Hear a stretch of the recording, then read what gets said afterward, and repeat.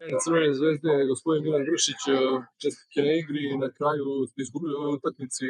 Kako su vaši utisci na kraju? Mislim da je danas i bila bolja ekipa. Mi smo imali sada možda šansu u četvrtom setu da odvedemo utakmicu peti set, ali mislim da je to malo ipak i presudilo. Igrač sa brojem 3, Sana Narkulova je danas napravila tu razliku što se tiče napada i nismo imali toliko rešenja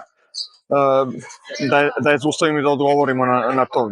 Nekim trenucima naravno i njihov dobar servis, mislim da je i tu napravljena razlika, da ima par iskusnih igrača preko puta koji su koristili naše neke rotacije koje smo pravili i pronašli te rupe i uspeli da nas poremete.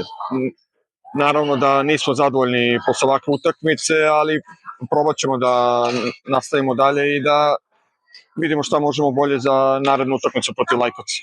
Puno sreće protiv Lajkovca i hvala. Hvala.